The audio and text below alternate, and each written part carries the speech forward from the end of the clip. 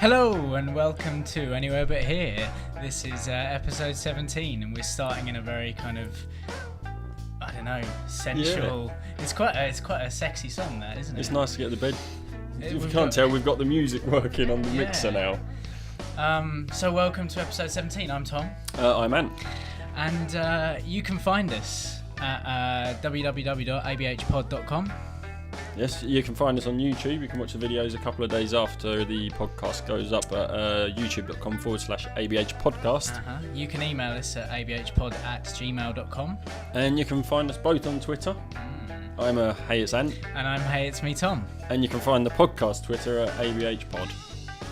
There I think you that's go. it. Wow, that gave us a nice professional start with that music. I think we should do a musical opener every week from now on. But we'll have to find them on YouTube, covers, because I think we might be alright with this because it's an original.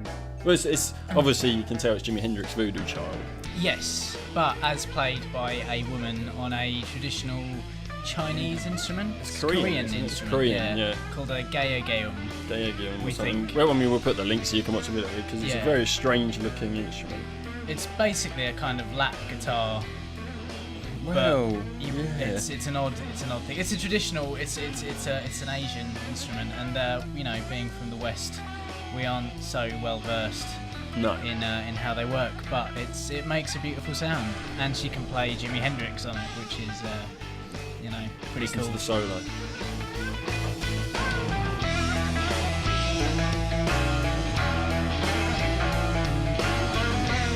I think we'll call it. And that is the new style intro to the podcast. To the podcast, we're going to try and we've been saying that we wanted to have some sort of intro, outro thing for a while, and it's going to take a while for us to get around to doing our own one. Yep. So we're just going to steal other people's. But anyway, we'll put the link up to that on the website so you can go and have a look because the actual playing of the instrument is half the magic of that. I think. Yeah, I mean, you can listen to the song and it doesn't really mean anything, but you watch this woman. And you just think, like, I play guitar, so, I've got an idea of stringed instruments, so I understand how it works. There's no way I could play that. That is like there's plucking, no frets. and plucking and fretting with both hands at the same time. Yeah, it's very crazy. Strange. Very talented woman. So welcome along. I feel like we're actually presenting a radio show now. It's really strange. It does give us Which I didn't do last week, but I did sit in on it. Oh, okay, so you're saying more somebody else. I am part of the request show on Sunday up at Medway Maritime Hospital. Do you get good requests? We got a range. It was a range. It was everything from Glenn Miller, right the way through to Teaspoon, Sex on the Beach. Really? Yeah. Awesome. Which, massively appropriate. Yeah, for a hospital, it was great. Yeah. There's loads. You're a guy, you're in there with all those nurses walking around in nurses' uniforms. You really want to hear a song like that, don't exactly. you? It's that's probably one of those inappropriate gym songs that we were talking about so many weeks ago. Yeah, that we never got any content of. Still, if you want to email us with anything inappropriate that I can play to myself in the gym and try not to get aroused. Make it like a sort of challenge. I'll give you the camera to take into the gym. You can vlog your experience of listening to the song. But and I'll report my findings back on next week's show. So just drop us an email at abhpod@gmail.com and I shall add that to my playlist of awkward gym songs. If you don't know what we're talking about, go back to episode 2. Yeah. Yes, because that was Wizards, Willies ago. and Wishing Out. Was it the same episode? Yes. Yes, because I was talking about you not were talking wanting about to your penis, so yes. I thought I'd tell a story about mine. Yeah. So if you missed that out, go back and listen to episode 2. Yeah, that's what I was going to say actually about the hospital radio show. Like when I was in the hospital, the one thing I didn't think was I really do want to listen to some radio right now. I mean, I was on a short stay ward, so maybe they don't have that facility there. I don't really know whether there's specific radio, wards that have. I think it's probably the long stay wards. I'd have thought so. But oh shit! Actually, we need to plug the camera in so it doesn't run out of battery when we're recording. Probably a good idea. I was waiting for you to get here because I was going to use yours, but never mind. So that happened last week, and I'll be going up there again this week. But was it good? Yeah, it was. Yeah, I got to say hello Oh, okay. So you were kind of like taking the requests and passing them on to the DJ. I went round to the wards and took the requests of certain patients. I suppose they can't use their mobile phones, can they? Essentially, the ones who were awake. Yeah. We're not allowed to wake anyone up to ask what? them. Yeah, I know. And no one who's contagious. We're not allowed into the contagion. Well, no, yeah, I would imagine. But yeah, we only had enough requests for 1 hour, so we essentially had the next hour just to ourselves. Just playing your own. Yeah, pretty much. Stuff. We got to, and at one point they decided to put on the Big Fish Little Fish song, which I didn't realise the Bob the was Builder version. No, the old school 90s rave. Oh, really? Teaching you how to do the dance, the stack the shelves. In the trolley. God! I bet that was horrible. It goes on for 5 minutes. Oh my word! It's awful. But no one called in to request any more because they can ask the nurses to phone down. Oh, right. To the studio for So it makes you think maybe people aren't listening. Yeah, kind of. I got that impression. But hey, whatever. It's like doing this podcast. No, not exactly. very minimal interactivity. Yeah, only a couple of people. We did. But hey, we did actually get a thing from Jo. Interestingly, yes. Yeah. It was this story she tweeted at us at ABH Pod. It was about an Australian politician. Had said sorry for liking Facebook photo of teenagers' genitals. Now, to me, it sounds really dodgy. Yeah. But when you actually read it, it is kind of like an honest mistake. And do you know what? I would like that photo because it's just funny. It is an Australian politician. It's from the Guardian website. An Australian politician says he has learned a valuable lesson in social networking after he liked a Facebook photo without realising that it showed a teenage prankster exposing himself. It's basically, what is it? It's a prank commonly known as sneaky nuts. It's where it's photo bombing, but it's like in a class photo. There's one about There's one about a Catholic school in Canada had to scramble to place stickers over a photo printed in 1300 class yearbooks of a student subtly exposing his genitals. Like, this is it's that sort of thing. You're in a big group photo with your friends or your family and just pull a couple of nuts out. One person would. Just pull a couple of nuts out. And it was this photo and this kid, so it looked like a harmless picture. It's just like a kid, like one of his students. One of his friends. He's friends with him on Facebook. Like, his politician's friends with this teenager. It's probably family or something. Right. And it's just a picture of this boy with an old man. It's a 16-year-old boy with an old man. And it's kind of, that looks like a funny picture. I'll like that. It's a little young kid with an old man. Without realising. It was only when the person put up a status saying that he'd got... Like, he's kind of like, I got this politician to like my photo. But he's kind of like, oh, shit, that kid's got his nuts hanging out. Brilliant. Yeah, so he ended up having to apologise for that. Well, it's, there was always it's one like person. An innocent thing. The thing is, what I'll get from that, The Guardian have put up this headline and it makes you think, oh, there we go, another scandal with an adult and a teenager. No, it's not. It's just quite a funny story. Yeah. I find it funny, Yeah. What is it? The Australia's Minister for Education, Peter Collier. I wish it had been Kathy Gillard, the Prime Minister. That would have been better. But yeah, to me, I just think that story is funny. I like it. Maybe it's not supposed to be, but I think it is. There's always someone messing up a photo, Yeah. In a large group, and you might as well, I don't know, pull your nuts out. Yeah. I know someone who would definitely do that as well. He was famed at university for pulling out his nuts all the time. Oh, really? I think you might have seen his nuts as well at one point at one of our gigs. I don't know, Nick. Nick yes, he did pull out his ball. Yeah. His bollock. Yeah, well, that was when we played at Kentish Town Forum. Yes. Was it the Forum? No, the Bull and Gate. Bull and Gate. Yeah. Just down across the road or down the road from the Forum. Yeah, not far. Yeah, the Bull and Gate. Yeah, it wasn't the Forum. It was a back room of a pub. It was a place opposite. Say back room of a pub. It was a huge, it was a venue. Huge stage. It was like, yeah. Stop putting us down. We always do. Yeah. So. Yes. Thanks to Jo for giving us about 5 minutes of content. Exactly. Yeah. That's what we want, people to help us. Yeah. We'll try and do a good job on whatever it is that you want us to talk about. I feel a bit I feel a bit wrong now. We haven't got a bed of music. I know. Like it started out and it sounded like all professional and stuff. Yeah. And now. I don't know. It doesn't feel so. Like we gave ourselves a little professional air for a moment there. Yeah, kind of. I think we gave ourselves a full sense of security. I think like, so, we've got the hang of it at last. Oh shit! We're stuck now. We haven't got that to talk about. But yeah, other news-related things. A guitar played by John Lennon and George Harrison in 1967 fetched $408,000. £269,000. Yep, at an auction in New York, which is quite a lot of for money. an old guitar. I mean, it's quite a nice looking guitar. It doesn't look very practical. No, but there are a lot of it's an ornamental one, isn't it? That. Yeah, a lot of the Beatles guitars are a bit odd looking. You've got Paul McCartney's Matchbox guitar that he plays. Yeah. The little box thing. And what else was there? I don't know. I think that one's a bit. I don't know. This one's I'm not sure I like that one. It's bulbous and it's weird, but looks like a Pokemon. Yeah, it does look a bit like a Pokemon. Apparently Harrison played "I Am the Walrus" on the guitar in a scene from the Magical Mystery Tour, and Lennon used it in the video for "Hello Goodbye" in the same year. So I would imagine it was never played at a gig. It was just used for videos. Yeah, by the sounds of it. Yeah, it's probably not a very good sounding or practical.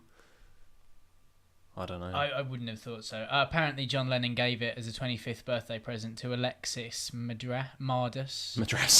Someone's getting hungry. A member of the Beatles in a circle in the 60s. So gave this guitar as a birthday present. I wonder if he's the one who's auctioned it off. Now he's getting a bit hard up. Got no money. He's got no Beatles friends anymore. No one knows who he is anymore. So he's like, I know what I'll do. I'm going to sell this guitar. Yeah. But $408,000. It's not a bad, couple of hours. I'd expect stuff work, like that. I mean, I suppose because it wasn't used very much. But I was going to say, I wouldn't have thought. I think that's kind of not a lot of money for what it is. Was it a Vox, custom made by Vox? Yes, yeah, Vox. Actually, it's probably quite a good sounding guitar as well. If it's a Vox guitar. Yeah, so that's another thing. There's another bit of news. No. Mardis sold the instrument in 2004, so it's someone else who's selling it. So someone brought it. It's one. To be fair, it's one of those things that I think people are just buying and be like, I've got a Beatles guitar. That's it. Anything to do with the Beatles makes a shitload of money. Yeah. Because it's the Beatles. Yeah. Let's carry on with our football related stuff. Are we going back to sport again this week? Yeah, hot on the heels of Alex Ferguson announcing his retirement. Yes, David Beckham announced his retirement, and he's actually retired now. He's played his last game. He was all tearful and stuff, wasn't he? He had a little cry on the pitch. Okay, I was going to go with his history first, but you're going to make me go back to the page. No. You go for the history. No. I was. But yeah, he did. Yeah, he did cry on the pitch. Apparently, I heard about it, but I haven't heard a lot of it since. I heard he was retiring. I saw it on the news the other There are night. videos and stuff of it, but yeah. But yeah, he's 22 years he was playing football. It's quite a long time, really. I mean, admittedly, Ryan Giggs has been playing for longer, but Ryan Giggs. No, same year. They joined the same year. Oh, really? Apparently so. Oh, okay. So a guy who knows a lot more about football than me that I take to work told me. Okay. Yeah, they joined in the same year. I think it was 91. Was that 22 years? I fucking hate doing maths. This is 2013, so it was 91. So. Yeah. All right. I believe. Yeah, I'll take that. That sounds about right. Yeah. I can't be bothered to. Oh yeah, sorry. I got picked up on for the Ayrton Senna's death thing. I said 19 years ago, but I also said 1992, and it wasn't. It was 1994, which is 19 years ago. So you were right with the years, but not the year. Yeah, that's right. People really. Oh really? I got picked up by a couple of people on Twitter for that, so I apologise and thank you for pointing it out. Yeah, we love. Yeah. No, it's good. It's good. It's constructive criticism. It's not constructive at all. Constructive is like my dad. We need a bit more pre-planning. That's constructive. Yeah. That's what he pointed out the other day. It's like the whiteboard thing and the female thing isn't constructive criticism. No. It's nothing to do with what we're doing. No, it's a suggestion. It's a suggestion. Not whiteboard because I said about the whiteboard. Yeah, you did. But it was. What was it? About the backdrop. Yeah. They're just suggestions. That's not constructive criticism. No. We called it constructive criticism. And then no, it's not though. Yeah, I suppose. Okay. Constructive criticism would be like, get on with the fucking story. Yeah. So his last game was. Sorry, I don't even know who he plays with anymore. Honestly, Paris Saint-Germain. Really? Game against Brest was briefly halted as Beckham, captain for the night, was substituted after 81 minutes. His teammates congregating in the middle of the pitch to applaud him. So he played 81 minutes of his last game, which what was he, 39? Yeah, he's almost 40, he must be. Yeah, so, I mean, still playing 81 minutes. Yeah. So his team congregated around him when he was substituted? Yeah. Or at the end of the match? When he was substituted. Now, see, that's time wasting. It is. Were they winning at the time? Oh, I don't know. PSG, who were already champions, won 3-1 against... Yes. Oh. So they were already winning by 2 goals. 81 minutes. I mean, 9 minutes of the game is still enough time to score 2 goals. Certainly, yeah. But if But PSG then they would add it, because it was during playtime, they would have added it at the end of stoppage time. Yeah, that's so they true. would have still got those... Yeah. So you're just looking for a bit of bloody controversy. Yeah, I'm just trying to point out that football is a lazy bastard. Yeah, He only had another 9 minutes. He could have done it, couldn't he? PSG president Nasser Al Khalifi said it's up to the coach, but I think that will be David's last match. So I think it probably will be. Yeah, I'd have thought. If it's up to him as well, because I think he wouldn't get emotional about that if it was potentially his last match. Yeah. So that's still quite big news. Oh, he's 38. Oh, there you go. Announced on Thursday that it was to finish his career at the end of the season as well. Okay, so it was finish his career at the end of this season. So that's not the last match of the season. Oh, right. But that was probably quite possibly his last match. Yeah. Yeah. Fair play. Bit of breaking news. Sorry, just to interrupt you. Patrick Stewart has just tweeted that he's found a baby bird in his back garden, and he wants to know what he can do for it. He's just tweeted a picture. So if anyone out there knows what Patrick Stewart can do, I'm sure he's going to get quite a few responses before this podcast go up. Quite possibly. But still, tweet him. Tweet. Yeah. It's a bird. Yeah. No pun intended. So, yes, David Beckham's history. Oh, yeah. He started at Man United. He started Man United youth team, I believe. And him and Giggs got promoted to the senior team. Yeah, the first team.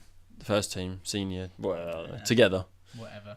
The one Former England captain made 115 appearances for his country and 394 for United, winning 6 Premier League titles and the Champions League. That's not bad. He played for England almost as many times as he played for his club. Was it probably about half? Almost half. Yeah. Almost, yeah. He's only actually signed a 5-month deal at Paris Saint-Germain. So he's only actually been playing for them since January. Yeah, because he was at LA Galaxy for up until... Yeah, I think he was with...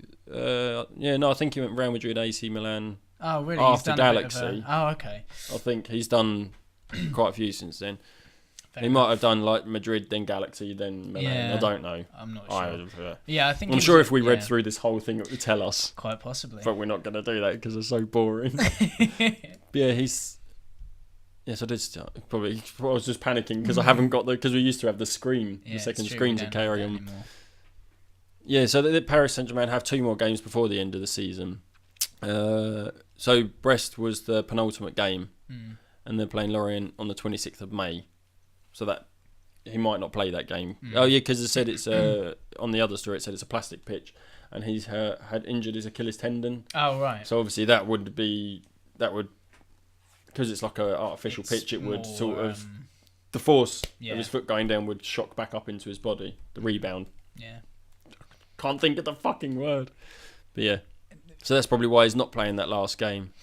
He joined United as a trainee in 91, making his first team debut the following year and signing his first professional contract in 93. So, trainee, he wasn't youth team at all. That was a guy I worked with that told me that. See, you got a saucy sources. He became one of the world's most high-profile sportsmen because he's good-looking. And also, he scored that goal from the halfway line once. Yeah, I don't think he's the first person to do it. I don't think he's the last person, but he was high-profile enough that just exploded into this. I think it was in his first season. It was amazing. It was one of those things. He was brand new to the. It was fairly new, yeah. And then he went and did that in one of his first games, and that enforces the fact that this guy's going to be amazing because they were already talking him up anyway as a great player, and he was a great player. Yeah. I mean, how many goals he's got? I mean, he was a midfielder. Both United and England relied on him to score that type of free kick that he does. Yeah, it was generally the free kicks. Because that one from the halfway line, that wasn't even a free kick. He was kind of running up the pitch with the ball. He looked up, he saw the goalkeeper was standing away, and he was like, "Fuck it, I'll go for it." Hoof it. And he did, and it was just like one of those things. And it is one of those things. When you watch it, it's like, wow, that's amazing. But yeah, he was his pinpoint accuracy with his free kicks as well that just got him. And I don't think he really scored as many goals as people think. I think it was just the fact that he was a good playmaker. I think he kind of set people up, and he was good at set pieces and like free kicks and stuff like that. And he was, I guess, he's more of an ambassador now, anyway. Because I mean, what he's become known for, because he was a bit of a laughing stock whenever he was interviewed after matches, because he always had that little voice like that, and he didn't really know how to talk properly. At the end of the day, over the years, he's actually he's matured into this kind of. He's quite a good public speaker now. Yeah, I think he does a lot for sport in general as well. No, because he was one of the ambassadors for the Olympic bid as well. And I think. Sorry, that noise was me trying to stop saying yeah so much. So I just go. And that he was one of the main driving forces behind that, which was a great thing for the country, I think. Sorry, I'm trying to stop because I want to agree with everything you're saying. Yeah. But I listen to the things. It's like Ming Chen with that right. Yeah. But yeah, he's become almost like a figurehead for the sport, if not sport in general. Now. Yeah, I think he's another one that I didn't really like. No. Because he was good looking and he was good at what he'd done, and all the rest of it. And I didn't. He was David Beckham, the brand. Yeah. But now he's got a sense of humour, and it was when him and Victoria Beckham appeared on the Ali G show and agreed to have the piss ripped out of them. Yeah, that was when I was like, oh, actually, this guy's got a sense of humour about himself. So yeah, we got David Beckham's club football career here: 92 to 2003 with United, 394 appearances, 85 goals. Yeah, it's not bad going for a midfielder. Yeah, exactly. He's not a striker. You got to remember that. Season 94 to 95, he was on loan to Preston from United. 5 appearances, 2 goals for Preston. 03 to 07, he went to Madrid, Real Madrid. 157 appearances, 19 goals. 07 to 2012, LA Galaxy. 118 appearances, 20 goals. 2009 to 2010, obviously he was in loan from Galaxy. Yeah. So he was actually at Galaxy for quite a long time. 33 appearances, 2 goals. Paris Saint-Germain, 13 appearances, no goals. Which is fair enough. Like you say, he's a midfielder. He's not expected to score goals like a striker. No, he's more of a, like I said before, a playmaker. He's there to support. He does runs, he passes, they score.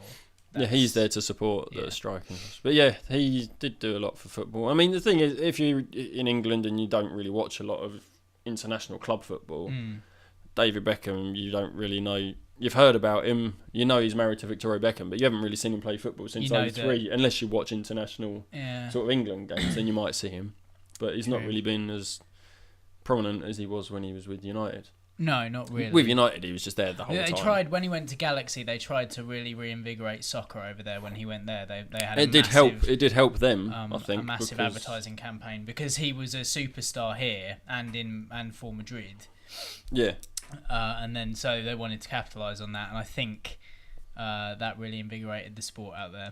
I think it's still not as important to them as everyone else. No. Why am I not following Mark Hamill? I don't know. Follow him. Got Simpsons character. But he's had some dodgy hairstyle choices in the past though. He did the mohawk. He's kind of. He was more known, I think, for his curtains, his blonde. Yeah. But now he's got that whole 50s flick back thing going on. Yeah, that's popular everywhere now. I saw a guy. I can't even remember where I was now. I might have been walking through town. There was a guy who had one. It was fucking 2-3 inches tall off his head. Just like he looked like Johnny Bravo but with black hair. I mean, I can't talk, but like you've always had the ducks thing. Not a slick back thing. Yeah, exactly. As we've always called it, and I'm not sure if you like it. No, it's fine. It's something that I've grown up with. Yeah. It's all good. I can't talk. I mean, my hair is normally, like you might have noticed on YouTube, I've had my hair cut. It's just usually a big curly mess. And every sort of 5-6 months, I get it cut. And then I let it grow again. Yeah.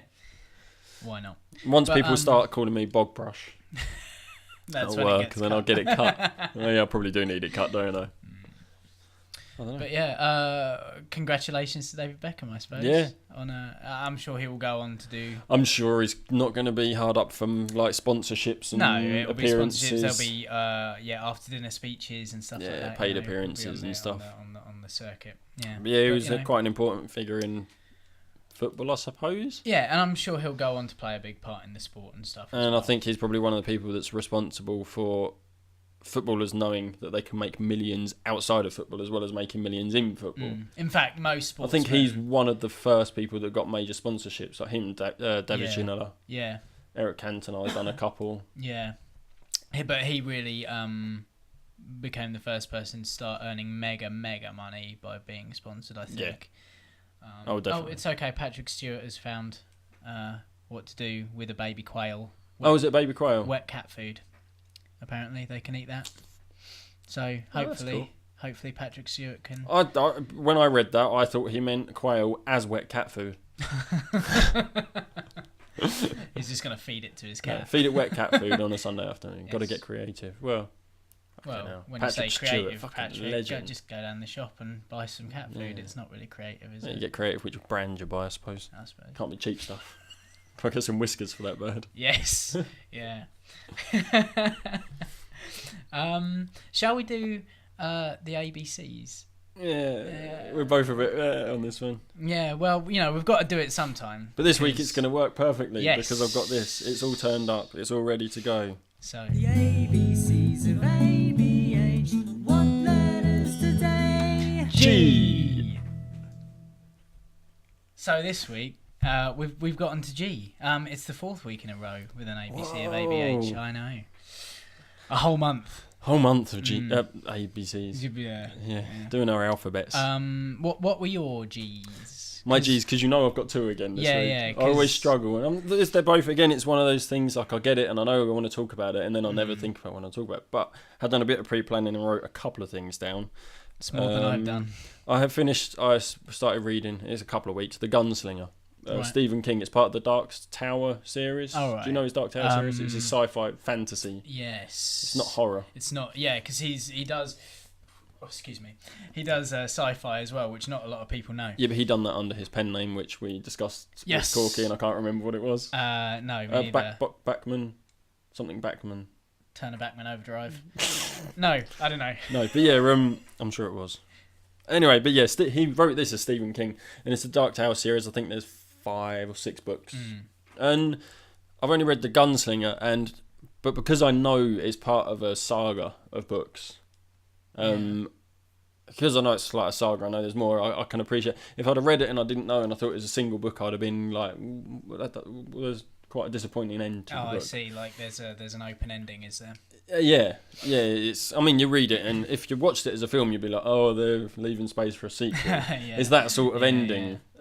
The guy ends up sitting and he's waiting for something to happen. I don't want to spoil anything. Sure. It's he wrote it in early 90s, I believe. Mm-hmm. It might have been even late 80s. But yeah, it's a really good book. It starts and it's like, I think it starts with this guy just walking through the desert. He's got 2 guns, right. And it starts like a western. Okay. He's kind of dressed in like he's got his guns and he's walking through a desert. He's following someone, and he calls him the Man in Black. He's following the Man in Black, Johnny Cash. Yeah, he's following Johnny Cash through the desert, and he keeps coming across his his old fires, and it's his fires once they're burnt out and they're kind of in a certain sort of pattern. Right.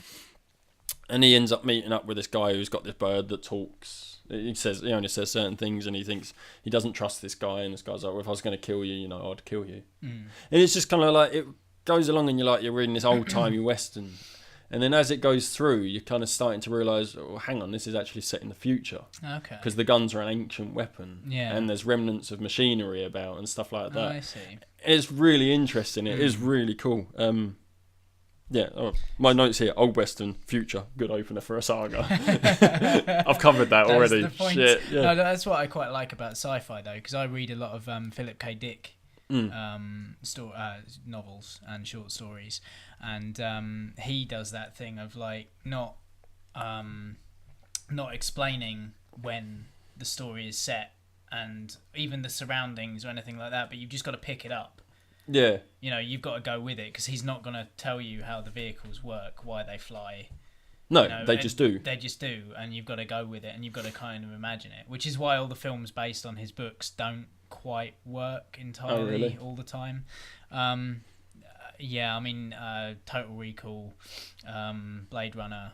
I mean, they're great. They're good films, but they're not. If you read the book, like the worlds that he creates, you can't put on film. No, in the book they work. On film, they just don't translate. Yeah, like you've got to use devices that have already been used in sci-fi to kind of do it, and it's it's just something. But yeah, I mean, it sounds kind of similar where Stephen King isn't giving you any information into the surroundings. Or the he hasn't yet. Yeah. But I think he kind of like that's what I say. As you're going through, and the guy, I mean, you know, at some point the gunslinger, they call him the gunslinger. He's called Roland. Right. I can't remember his last name. That's the gunslinger. He's the main character, and he's going along and he meets up with this boy. And what it is this: the man in black. He's kind of a sorcerer. Kind of. I mean, it doesn't really explain him, and then I don't want to, you know, just in case you read it. But yeah, he is. It's one of those things. He's going along, and as he's going along, a little bit more gets explained. Then a little bit more gets explained. Then Gunslinger eventually does meet up with the man in black. Yeah. Eventually catches up with him, and he does explain a bit more about it. Right.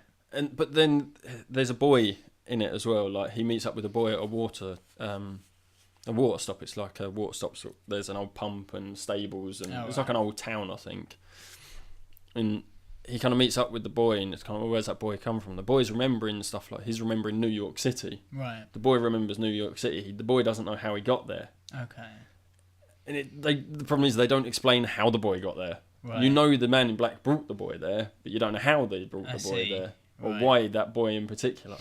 And that's not explained yet, but it might be later on. You might realise stuff. So you need to read the entire saga before you figure out. Yes, and unfortunately, I'm going to have to buy the entire saga. They're quite large books as well, aren't they? Those things. The Gunslinger's not. I think they kind of get bigger and bigger as they go along. I remember when my dad got The Walls of Calor. I'm not sure which book that is. If it's like 4 or 5, that was a big book. But my dad read that in about a week. Because my dad reads he'll sit down and he'll read for like 2 or 3 hours at a time. Right. I get about half an hour to an hour. I wish I could do that. I tend just to read when I'm going to bed now, and it's generally like I read until my eyes are like closing. And that's why people read in bed. Well, but but you'll find that when you haven't got a book, you'll find it hard to get to sleep. But I read generally in my lunch break at work.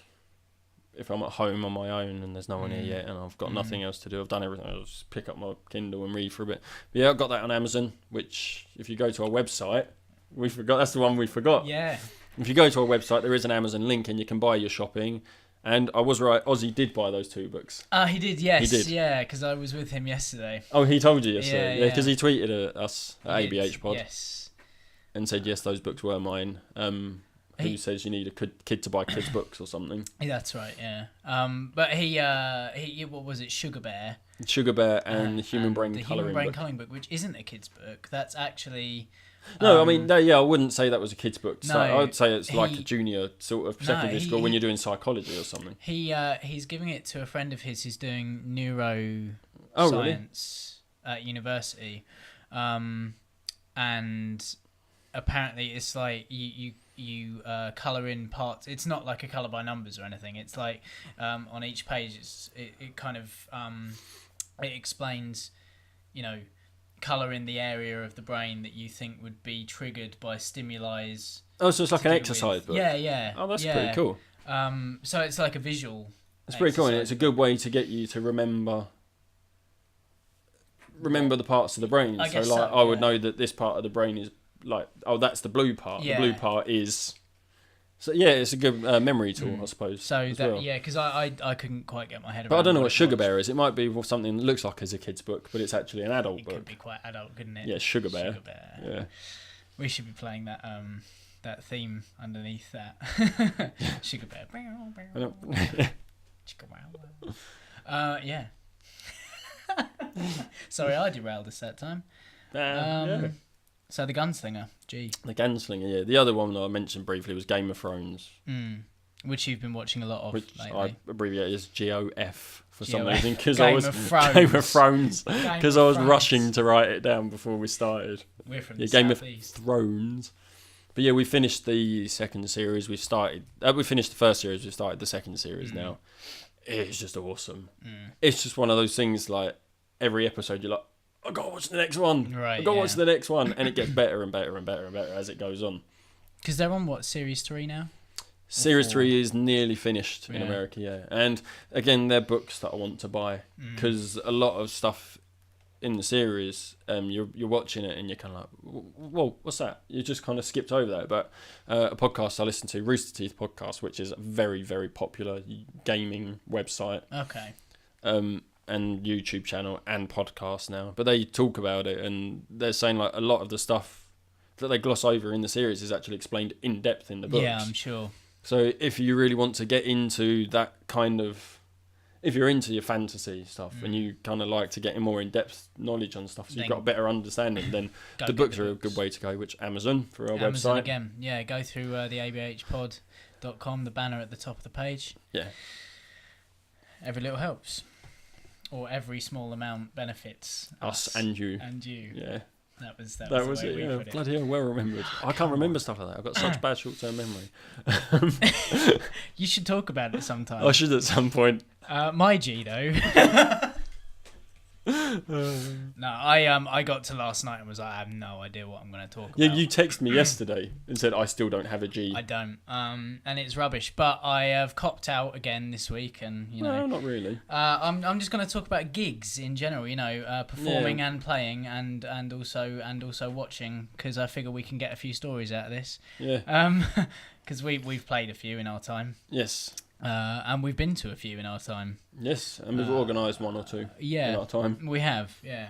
And I don't ever want to do that again. The only reason we organise them is because no one would book us, so Yeah, we'd have to pretty organise much. our So own ones. we'd have to book ourselves a room to play, book all the other bands in. Well, Luckily, they didn't really want any money for coming down from London, even some of them, which was really nice. That was... Code Blue.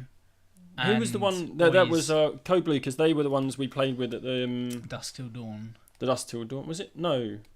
Was it Dust Till Dawn? Yes. Yes. Yeah, they were the ones who were moshing. Sorry, my bad. I can't even remember. Yeah. They were the ones at Dust Till Dawn. I thought Dust Till Dawn, that was the one in Lewis. No. No, it wasn't. No, it wasn't Lewisham. That was... I can't remember Dirty the place. South. Dirty South. Dust Till Dawn, yeah, that one. They were the young lads that were moshing. Yeah, weren't that's they? right, yeah. Good lads. They were Check really them out. good. I think they're still going, actually, Code Blue. Yeah, they're really good. Proper, Check like, them out on punk. Facebook. A load of young lads doing Yeah, and they punk. came down to our album launch, didn't That's they? right, And who was yeah. the other? Boys to Men. Boys to Men, with it, and they were Yeah. playing at the same gig, wasn't it? Yeah, it was that's us. right, yeah. Yeah. And there was those two bands came down to. Because effectively, we got that gig because another band that we knew called Snide Yes. dropped out and couldn't play. And so they said, "Oh, we've got a recommended spot us. for you." Yeah. Yeah. And eventually, Wasn't I it ended Snide up- that organised that gig? Pretty much, yeah. Yeah. Yeah. And then they couldn't play. Their lineup fell apart, and then a couple of years later, I ended up singing for them. Yes, you did. Yeah. Yeah, for a while. Briefly. I played with, and this is a bit of a story. I played with. I opened up for. Oh shit! Oh no, they're going to be well known as well, aren't they? They are. Oh, you used to talk about them all the time as well. They've gone from my memory. Oh my That's god! fucked. Just keep talking; it will come back to you. Yeah. Anyway, we were playing at this gig in Essex. I know and who you're it's, talking about Yeah, as well. I know. Why can't we think of the name of the fucking band? We were playing this gig in Essex anyway, and we were opening up for this band, and there was another band on before us who were a bit kind of hardcore and didn't fit in at all. Good lads, actually. They were called the Rom Rats because they were from Romford. Yeah. And they're rats. Yeah. Whoa. And the lead singer was really cool. Like, we got on quite well because I played a couple of gigs there with Snide, and he was just a bit of a lad, really. Half of his head shaved, the other in a massive mohawk and a mullet down the back. It was an odd combination of styles. Had like 3 hairstyles going on at once. Yeah, it was weird. Dressed all in leather and stuff, you know. Oh yeah. And they were alright, but they got no applause at all from anyone. Really? It was just awkward, and they were quite cool about it. They took the piss out of themselves for it. Then we played, and that went okay. Yeah. We were. It was kind of more kind of old school 70s style punk. And then the next band was a band called Shag Nasty, who've been about for... I've heard of them. For ages. They're a band I have heard of as well. Yeah, they made a big noise about playing with the Clash at one point and playing. Yeah. But they kept mentioning. They were friends with us on here we go, old school MySpace. Yeah, I think because I remember seeing their posters all the time and about the Clash gig as well. Yeah, I think. Yeah, but they were always on about playing with the Clash. Oh, we used to play with the Clash. We played with the Clash once, which was a bit, And then the main act came on, and it was Sham 69. Sham 69. There we go. I knew it was an S. Fucking hell! I'm glad that I got there. Sorry about the massive. But I told you. That. But yeah, Sham 69. Who again, quite a well-known punk band. I've definitely heard the name, and I probably would know a couple of the 70s. tracks. They did like Angels with Dirty Faces and Hurry Up Harry. Come on, hurry up, Harry, come on. Yeah. But they got up on stage, and it was not the original lead singer. And this guy came on, and he had a massive chip on his shoulder. Oh, really? Because there was noise at the time about the old lead singer getting the band back together again, and therefore rendering this guy pointless. Yeah. And he was like, I don't give a shit what people are saying. Like, I've taken this band around the world, the USA, Canada, Japan, Europe, blah, blah, blah. And it just came on as a bit of a dickhead. And after the first couple of songs, he started introducing the band, as you tend to do when you've run out of, when you're running. When you run out of bloody banter between songs. And he was introducing the people, and then he said the drummer was the longest serving member of the band, and he'd been with the band since 1983. So actually what I was watching was a fucking tribute act. It wasn't even... Yeah, it wasn't even any original members. None of the original members. So at that point, I was just like, I turned to Joe and was like, do you know what, I can't be arsed. This has been the worst experience of my life. And we played some rotters. We've played some fucking awful gigs. Looking the Wharf. Not the Wharf. What was the one? The Wooden Bridge. Oh. We've got video evidence of that somewhere as well. That's a horrible gig. Yeah, about 5 people turned up and we had to play for an hour. And we only had half an hour's worth of material. And at the time we were very much... early Blink-182, sing the most disgusting songs you can. Yeah, we even did a cover of Twinkle Twinkle Little Star. Oh, fucking hell we did. Yeah, with no words. Yeah, it was just an instrumental. Yeah. But that was alright. And we played that 6-minute song that we... Oh my god, that was really slow. Pretentious Latin emo title. Yeah. Which was that was a tongue-in-cheek. Yeah, but the thing is, I don't think anyone actually... We realised quite quickly, because we only played it the once and it went down like a lead balloon, that no one got the irony. Yeah. There were 2 fairly drunk people who liked the Gigolo song. Yeah. Everyone liked that because it makes you laugh. Because it's a funny song. But not something... And then we had a song at the time about Jeffrey the Giraffe, the Toys R Us. Oh, yeah. Toys R Us mascot being a paedophile. Yeah. Because Tom realised that he disappeared off of all of the Toys R Us signs. So I made up a song where... the reason was... Yeah. It was really puerile. Yeah. And we stopped playing that after we played that song at a gig that was a family all-day event. And did we play it? Yeah, we did at the Tunbridge Wells Wharf. We played the outdoor one where there were families, and the closing line of the song is "You dirty fucking paedophile." Doesn't go down well. Didn't get very many people. I can imagine it was one of those things like you're getting towards the end of the song and you're like, oh, I've just realised what the fucking last line of this song is, and your stomach just drops and you're like, oh shit. I think it was a good song though. It was a good song. It had a We really should good bouncy. probably have re-recorded some. Should rewritten some vocals for it. Yeah. And turned it into a different. There's a lot song. of songs I think we could have changed a couple of words to have it make more sense. Yeah, I think so. Because a lot of the time it's kind of like, well, that fits. It goes, oh, there is another word that fits, but we've been doing it for months like this, so Yeah. it's going to be really hard to get out of the habit. Yeah. I should have been more versatile. It wasn't you, it was all of us, really. Yeah. We just couldn't be bothered. That's half the thing. It was like we've written a song in 10 minutes. That'll do. It will stay like that now. And I remember one of the gigs we played, because we're still on G for gigs. Mm-hmm. One of our gigs was the first round of the Battle of the Bands at the Wharf. The same place. We played there 3 times. And we had 2 Battle of the Bands and then 1 outside. Yeah. The first round of that Battle of the Bands is the one we haven't got the video for. Was probably like the best gig we ever played. Because I mean, it's just like anything. You take enough friends with you, you have a really good gig. Yeah. Like the only gig I actually managed to get people clapping. Along, doing that whole rock star and that was our Ace of Base cover. Yeah. But that is on YouTube. It is. It's a failed Life is a version. Flower. Yeah. It's not the good version. Yeah, but that's the second round of the Battle of the Bands. But I remember going outside after we got through to the next round, and the guy was one of the judges. He was like, "Do you know, you shouldn't have gone through really because technically you weren't the best band." I mean, we kind of went, "Yeah, we know we're not a technically good band. We've never claimed. That's why to we be play good. Punk. Yeah, this is why we play really pop really punk. basic pop punk stuff. And, Because we're not we very also good. take the piss, which Did you hear people singing along? Yeah. Did you hear people cheering and clapping? Yeah. Did you hear that for the other bands? No. Well, then we were the best band of the night because people enjoyed us more. So go fuck yourselves. Yeah. And the reason you're judging a Battle of the Bands is because you can't play any instruments. One of the it's like that whole thing of like photography. You wanted to be in a band once, didn't you? That's why you're judging other bands. Yeah. Twat. That's the kind of... That's what he gave off to me. Yeah. He was a failed musician or something. Someone who can't actually fucking play. Not that I can play. Not that all Battle of the Band judges are failed musicians, but that's the vibe he gave off. We don't want to offend anyone. Yeah. We need that on a t-shirt. Yeah, I think we do. But yeah, that's the sort of vibe that guy gave off, was that he was a... Yeah. Yeah. I mean, we occasionally, we'd have some really good shows, and we'd have some complete and utter failures. Some abortions. There were some real horrible ones. We were either on or not.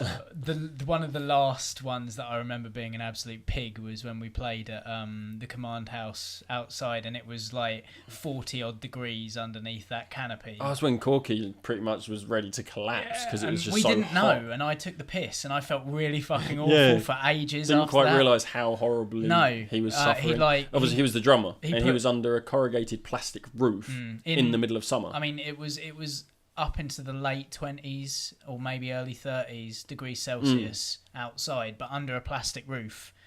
It felt like 45 degrees on that stage. It was fucking awful. I think you actually took your top off. Yeah, that's how bad it got. I think Corky took his top off, but he was obviously the drummer.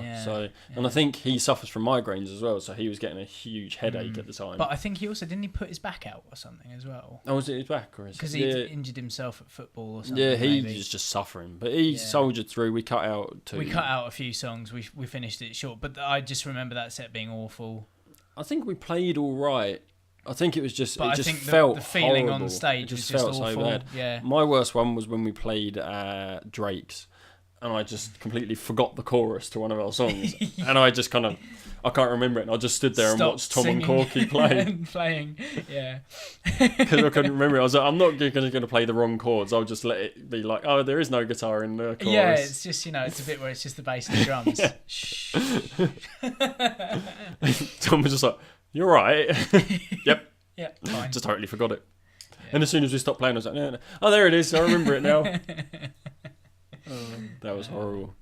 But because the last gig that I went to was to see Ebony G, really. Yeah. Which oh my god, that night was she was really really good. Yeah. I forgot to talk about her last week, and you need to remind me to email her. Oh, okay. Before I leave here. Oh, okay. Yeah, she I'll write it down. She was really really good. But there was hardly anyone there because basically she'd packed this place out the week before. And apparently it was so everyone's seen her. Yeah, there weren't that many people there. That's got to be shit though, because you'd hope that if you packed it out before, you'd hope that some would come back because they enjoyed it. Well, it said the little poster at the bar said backed by popular demand, so you would imagine people would have turned up. But maybe it's the fact that there was only a week to promote it. Yeah, and also that's true, Sweeps Festival was on as well. So people were elsewhere. Yeah, but yeah, it was the chaviest place in the entire. Like it was packed out wall to wall. Well, not wall to wall because it wasn't packed. It wasn't packed, but there were everyone that was there. A couple of older women kind of dancing around, looked like they should have had a handbag on the floor. You know, possibly they were mother and daughter. We weren't quite sure. Oh dear. But then they started making out. And then like some younger boys who were sat near us got up and had a little boogie with them, and it all got a little bit like raunchy. It was just Medway, bring your mum. Yeah, I never want to go to another gig in Gillingham ever again. I never want to go to Gillingham ever again. I mean, you know, I want to spend as little time there as possible. Yeah, but Ebony G was very professional about it. Carried on. You know, she didn't care that there was. I think it's one of those things when you get to that sort of level, you're like, as long as I make one more fan. Yeah, that's right. It's a good gig. Yeah, and like I say, I need to email her about this potentially coming. Yeah, because she seemed quite up for it when I was talking to her. Afterwards. Yeah. And she played the new Daft Punk song twice as well, which that's a plus for me. Twice. Yeah. She played it in the first set, and she played. Oh, she had two sets. Oh, okay, it was one of those. Yeah. That's pretty cool. But as is usual for a night in Medway, one set of boys annoyed another set of boys, and glasses were smashed. Oh, really? Yeah. Awesome. It was a really good night. Good night in Medway. Yeah. What was the last gig you went to? You're an ass. It was last night. We went to see. I took my daughter and my other half to see Mcfly. Yeah. At Wembley Arena. And I won't talk about them. Who I will talk about was one of the... Actually, their first support act was an acoustic. Right. He played 3 songs. He was the James Bourne of Busted fame. Oh, okay. The lead singer, the blonde guy from Busted. Yeah. Not Charlie Simpson. And not the one who won the jungle thing. No. The other one who went off to do Son of Dork, right? I think it was 2 of them. I think it was Busted without Charlie went to do Son of Dork. Yeah, maybe. I think. But Matt Willis, who was also in Wicked when we went to see it. Oh, really? Yeah, he was really good. He was good. He was really good. All right. His voice isn't as strong as it could be or as it should be for that part, because we've seen it with somebody else. With Garcia, the actor. Adam Garcia. Yeah, okay. Yes, right. With him, and he was amazing in Wicked. But we're talking about last night. James Bourne, he was actually really good. Yeah. And he done an acoustic version of Year 3000. Oh, really? That's the Year 3000, yeah. And the place was fucking going insane. Right. It's the first time I've ever been to a gig where the support acts got the crowd almost as mental as the main act, yeah. But the second support act, oh my God. They're a band called The Vamps. Right. What did I say to you? One Direction with guitars. Yeah. And drums. Yeah, the drummer was really good. And I've got to say, they were actually really good at playing their instruments, and the lead singer had quite a good voice. Right. But the thing that got me, they look at One Direction with guitars, they open with Teenage Kicks. Which is the most recent One Direction single. Yes, they did do that actually, didn't they? Yeah. Well, that was one way or another with a bit of Teenage Kicks. Oh, no, yeah, that's right. With a bit of Teenage Kicks thrown in. But they opened with Teenage Kicks. And when they started playing, I was like, this had better not be what I think it is. And they started singing it, and my face just dropped. And Liz looked at me and started pissing herself laughing. I was just like, they're fucking having a laugh. And then they played 2 original songs, not bad, and I thought, then I kind of went, okay, I'll let them off. They're actually really good at what they're doing. Then they played a One Direction song, which they actually done better than One Direction. Right. And it was just kind of one of those things. I was like, oh, that's kind of cool. And then this is our first ever tour. I was like, I'm hoping it's your first tour. Not your first couple of gigs. Then they said, oh, we've really enjoyed blah, blah, blah. This is our first set of gigs we've done as a band. What? And I was like, and you're playing fucking Wembley Arena? It's your first couple, and I'm getting really arsey, and I had to explain to Liz. the reason I'm getting so arsey is we worked our asses off as a band. We've got several friends who are in bands, like amazing bands. Yeah. Who Much can't get a fucking break. Yeah. And these kids have been thrown together out of stage school. Yeah. And then they went, oh, this next one we're going to do is called Cecilia. And I was like, no, it's not Cecilia, is it? And I didn't realise who'd done the original version. Yeah. And then we worked with Simon and Garfunkel on this song. I was like, you fucking worked. And then it started playing. I was like, how did you work with Simon and Garfunkel? Why? It's a cover version. You don't need to work with the original. They wrote it. Yeah. Yeah, and I was like, I know that. You don't need to work with the people that wrote it to be able to play it. You just learn it. So they got to work with Simon and Garfunkel. They're playing Wembley Arena. They're getting away with playing cover versions and not their own music. That's fucking ridiculous. And I'm just like, what the fuck? And they're called the Vamps. And you'd imagine a band called the Vamps would make kind of... Yeah, and they're playing like poppy, punky, and I'm just like, I was so fucking angry. I mean, the text that I got 3 texts, which I missed. In a row. Yeah. Haha, the fucking support band look like One Direction with guitars and they open with teenage fucking kicks and they're called the Vamps. The next one a couple of minutes later, and now they're doing a fucking One Direction song, I'm in Hell. And then you got pure podcasting gold at least 10 minutes on these jumped up pricks. I mean, I've never known you to be so aggravated. Oh, I was so angry. I was so fucking angry. I've calmed down a bit now, but it's just the fact that they're getting this opportunity when we've got friends that just can't get anything. They don't play covers. Yeah. And these people done 3 covers, 2 original songs. Oh man. I mean, yeah, it was, mercifully quite short, which I was quite happy about. Yeah, I suppose. But Mcfly, brilliant. Yeah, I mean, I read one of my friends from work, Cherry, was at the gig. Cherry, being a girl, okay, said that she really enjoyed it, and she hadn't sweat, laughed, and it was had so such fucking hot. A good time in an hour before ever. It was an hour and a half. Yeah. Hour and 45, I think. And no, they were really good. Right. They are. Like, there's no denying what they do is good pop music. They write their own songs. Sure. Like, they completely write their own songs, and they're good at... They've got good singing voices. They're good, and...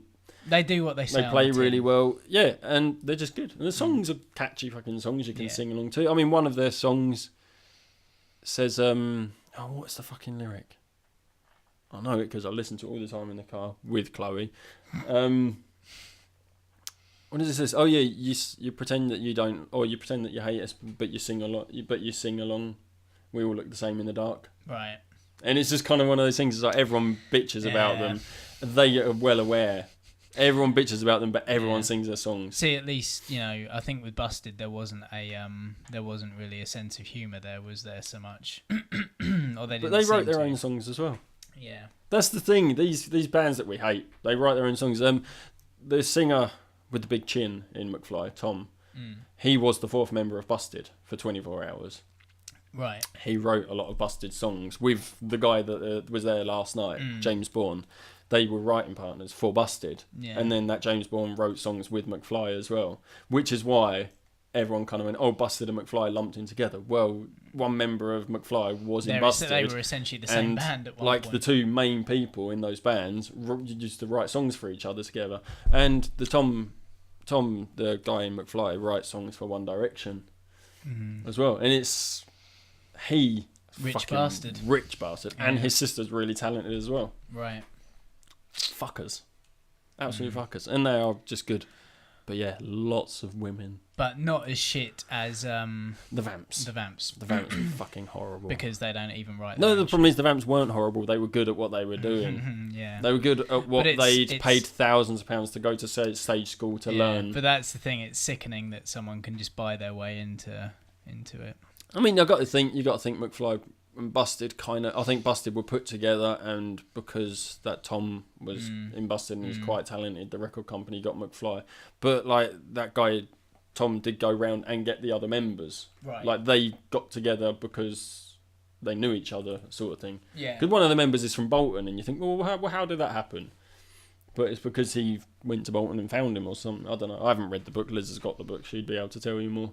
Fair enough. You know, they're kind of, they've been off my radar since the early 2000s. Really, I didn't even know they were still around until a couple of weeks ago. It's 10 years ridiculous. this year. They're doing the Royal Albert Hall at the end of this year. So they're doing something right. Yeah, 7 you know. number ones. Yeah, it's not bad, is it? 7 number ones in 10 years, and they're playing the Albert Hall at the end of the year. Fuckers. Arseholes. Yeah. But they were good. Gigs. I think that's it, isn't it? We've gotten even more jealous of other people. I mean, the only other thing that's gone on this week, really, I was up all night watching the Eurovision. Because it's if you were following Tom on Twitter, it was quite funny. I read them all on the train on the way home, and I was laughing to myself.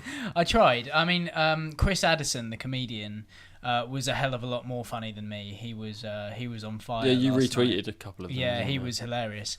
But yeah, I love watching Eurovision because it's train crash TV. I've not watched it. I've watched 1 year with Graham Norton. See, you know, I think Terry Wogan was the voice of Eurovision. He was a lot more tactful at the talking about the political voting. Yeah, whereas Graham Norton's a bit more direct.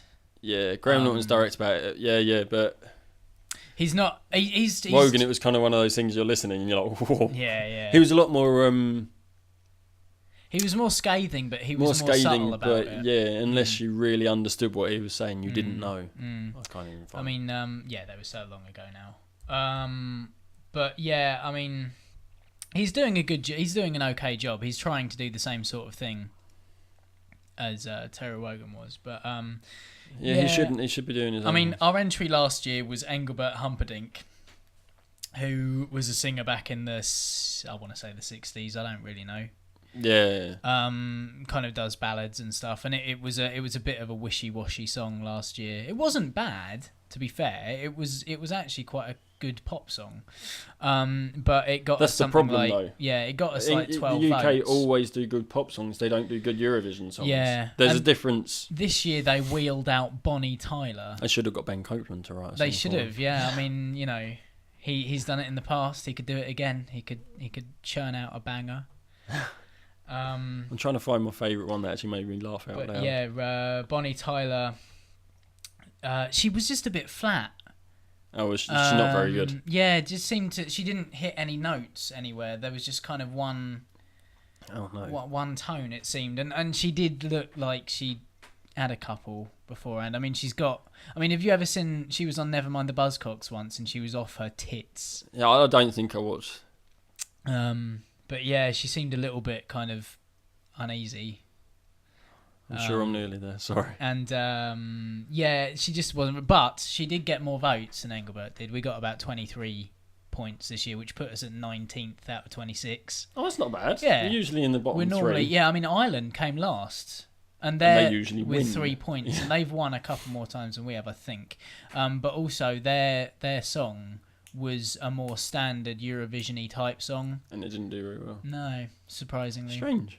Yeah, I thought so. Tyler, I did my best at Eurovision. Yeah, she's like, I did my best. It's Eurovision. The thing is, the UK entries must go into it knowing they're not going to do it, because there's nothing to do with the talent. It's nothing to do with the song. It's all political, and we're not very popular in Europe most of the time. People hate us because we join in on America's wars. Yeah, or we're trying to. We're not sure whether we want to be in Europe or out of Europe and all the rest of it. Yeah, you know? I think if we joined, if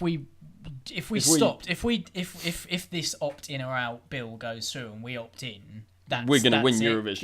Yeah. But the act that did win was Denmark's what are they called? Emily de Forest, and she was a bit like Shakira. Yeah, I saw you saying her to put some clothes on, love. Yeah, she didn't have any shoes on, and I was worried that she'd catch her death. It looked a bit cold. Or step on some tinsel from somebody else's. Yeah, but car crash TV, because there's always like the it goes on so long though. Oh my god, yeah, but there's also the voting takes longer than the song.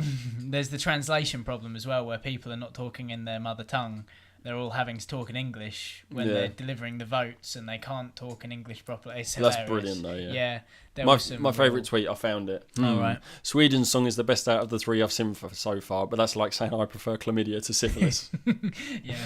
That made me laugh. Yeah, that was one of my early ones. I peaked very early in my tweets, I think, last night. That was good. But I did lose a follow over it, so Sophie, I'm sorry. Not that Nick Frostwise Triple H ripping Ireland. Yeah, the guy did Iceland. look like Triple H. I thought he just looked like Thor on a bad day, but Thor went gothic. Let himself go and went gothic usually. Yeah.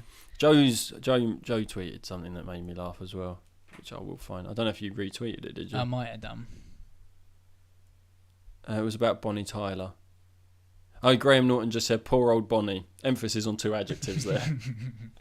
Yeah, we were very clever. We were taking the mickey. Yeah, that was much more clever than anything that I put because it used the word. She was Terry Wogan. Adjective. She was Terry Wogan. You were Graham Norton. Yeah. I'm much more the new school. You were like that shit, and she was like, "I have seen better." No fucking tact. Yeah. But yeah, poor old Bonnie. She did her best apparently. A lot of people will be disappointed on my behalf, but I've really enjoyed my Eurovision experience.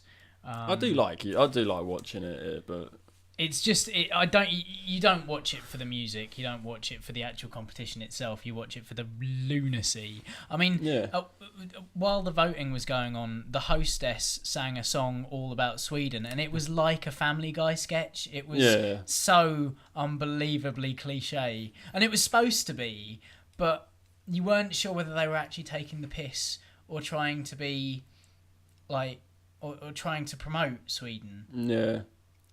And they were trying to do the UK thing where we take the piss out of ourselves. Yeah, I think it'll be like it'll be on YouTube somewhere. It was called the Smörgåsbord song or the Swedish Smörgåsbord song. So if you want to see something really bizarre, go and watch that. Or we might link to it if we remember. Yeah. I have been writing a bit I've bits down. Because often we forget what we talk about on this show. I'm trying to be writing some bits like the main parts down, but I don't know how I've done. Anyway. I mean, the only other thing that I found on HuffPost was a sea monster that's washed up on a beach in New Zealand, and it's supposed to be 9 meters long, have massive teeth. And we can't tell if it's real or not. No, the camera work makes it look like it's probably not, but they're saying they think it might be a prehistoric creature, but a marine expert called Anton van Helden says the carcass is most likely to be the remains of a killer whale. I mean, it would have to be really, really rotted and old to get to the kind of. Actually, now you've read that, the mouth does have the killer whale. It's just because it's all saggy and stuff, where it's started to kind of where the insides decompose. are rotting away and stuff. Yeah, no, that's true. Actually, so it could well be a killer whale, but I might put a picture of that up. But the thing that scared me about that was when you said the tail end looks like it was probably a lot of entrails from where it got attacked. Yeah, that's a 9 meter long. Yeah. Fucking sea monster. What's going to attack that? Exactly. It's the Cloverfield monster. That's what it is. I've still not seen that film. But it's good. Cool. Very good. Just like Star Trek is. And I've still not seen that. I went to see The Great Gatsby the other night as well. And that was pretty good. Yeah. Yeah. Baz Luhrmann has just a talent for being able to put these primary colours on screen and draw your attention in. Yeah. I haven't read the book. Have you blogged about it? I haven't yet. I will be doing so. And that's at thomasdinmorgan.wordpress.com. That's right, yeah. There will be a review up there shortly. Don't worry about that. I realised actually, I thought yesterday your G could have been Gangnam Style because of your love for Psy. It's very true, but I think I've. We'd be a bit late on that. Yeah. That was a while back now, wasn't it? Really. Oh no, we don't want to look at these. Pictures. Yeah. Anyway, I think that's about it for this week, really. Not too bad. Pre-planning kind of worked. Yeah, I think so. We spoke about what we were going to do beforehand, and I wrote a couple of bits down. Yeah. And it's worked so far. So, get in contact with us if you want us to talk about anything specific. Either tweet us or email us. Yeah. We've already, all the emails stuff and the contact stuff is at the beginning of the podcast, so go back and have a listen nice again. Musical bed underneath. Exactly. We might have to see about creating a bed of our own at some point. Try and find some decent covers. Oh, I know a good cover that we can do next week, actually. I can probably think of a few. Not that we can do, that we could play. Yeah. But until then, I've been Tom. We should outro with something. Yeah, try. Oh, God. Maybe you can put it in post. No, fuck it. We'll do that next week. bit more pre-planning for next week. I've been Tom. I've been Ant. And this has been Anywhere But Here this week. Bye. Bye.